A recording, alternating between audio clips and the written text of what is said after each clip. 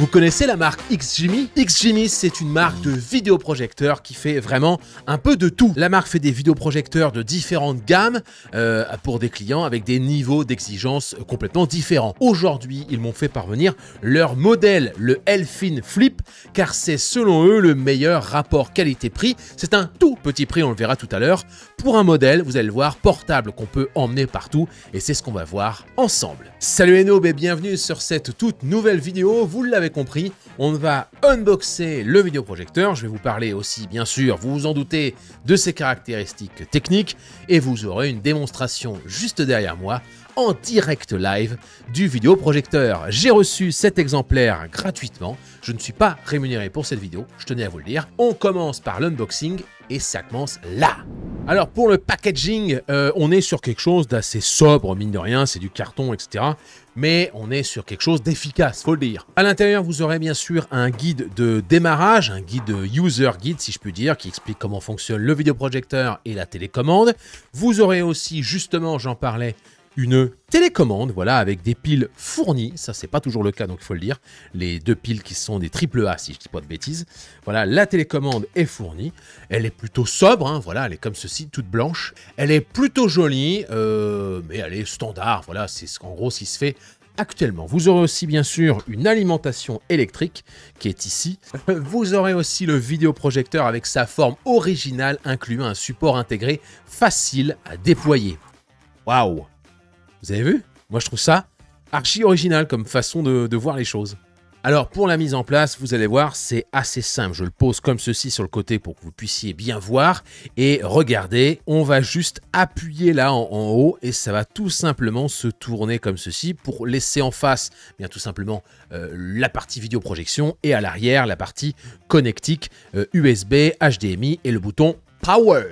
On va juste après l'allumer, mais quand même, avant de l'allumer, je vous tiens au courant un peu de la gamme de vidéoprojecteurs que c'est. Vous allez d'ailleurs pouvoir constater qu'on aura un auto keystone, un écran qui va corriger automatiquement la mise au point, donc le focus et la distorsion trapézoïdale. En gros, ça va vous faire un joli rectangle bien net et pas du tout flou, même si vous n'êtes pas pile poil en face du mur ou de l'écran sur lequel vous allez projeter. Vous allez pouvoir emmener cet appareil chez des amis, comme je vous disais, avec Netflix qui est intégré directement dedans, comme YouTube, il y a d'autres applis dedans, et vous allez pouvoir diffuser un match de foot, regarder la téloche, caster avec votre smartphone. Vous allez pouvoir directement vous connecter à Amazon, Prime, Netflix ou YouTube pour voir des vidéos partout où vous serez, sans même avoir besoin d'un ordinateur portable qui lie à côté. C'est vraiment le truc qu'on emmène chez les potos, et tiens, ce soir on va regarder le match de foot, on le pose, on le met face à un mur et c'est parti. On va voir désormais la qualité d'image, je vais l'allumer avec vous et aussi on va parler de la qualité du son parce qu'il y a deux enceintes à l'intérieur. Je précise que ce projecteur a 400 lumens ISO, grosso modo 500 lumens ANSI. Ça veut dire que vous devrez chez vous éteindre quand même la lumière, voire fermer des rideaux au minimum pour obtenir un confort de visualisation. Démonstration, on y va.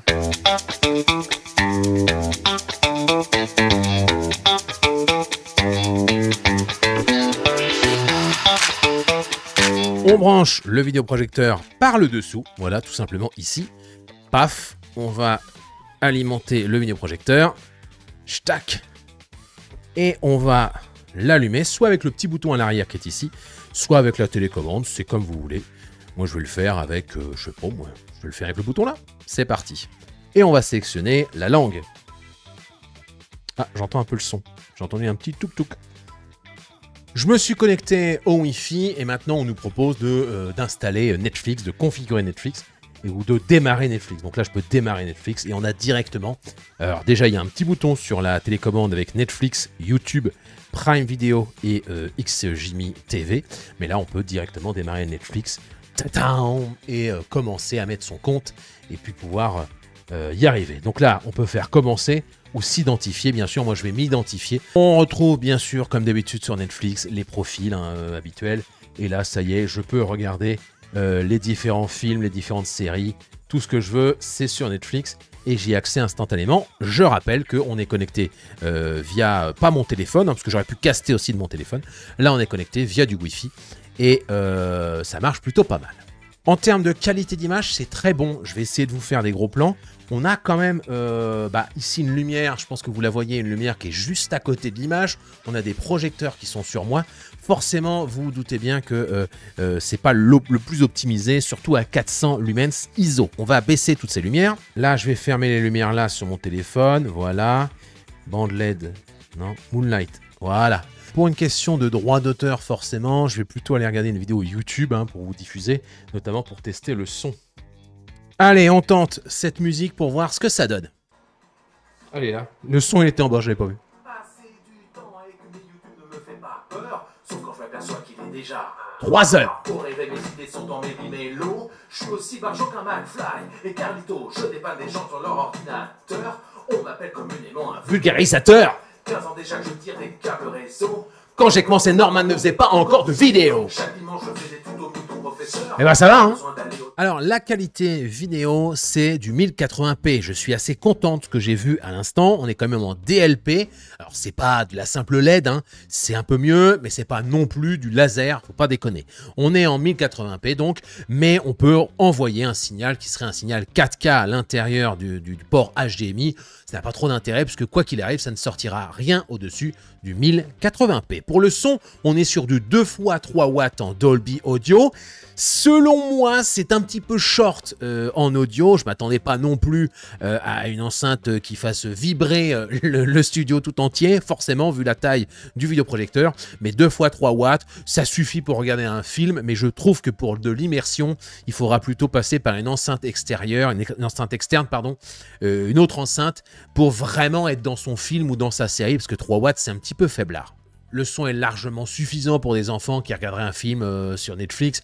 Oui, un dessin animé, machin, ça va passer. Mais si vous voulez commencer à regarder du vrai cinéma avec un film d'action, pour l'immersion, ça sera quand même mieux d'avoir une enceinte un petit peu à part. Alors, je vous le rappelle, on est quand même sur un modèle d'entrée de gamme, de moyenne gamme, on va dire, qui peut, selon les promotions, être à environ 400 €. Il a même été moins cher en promotion. Honnêtement, on ne peut pas s'attendre non plus à du Dolby Digital 5.1 avec du 5 x 20 watts. C'est normal. Alors, ce modèle est très pratique pour l'emmener partout avec vous. Je pense surtout à des enfants, quand vous allez chez des amis ou de la famille. C'était un peu mon cas à l'époque.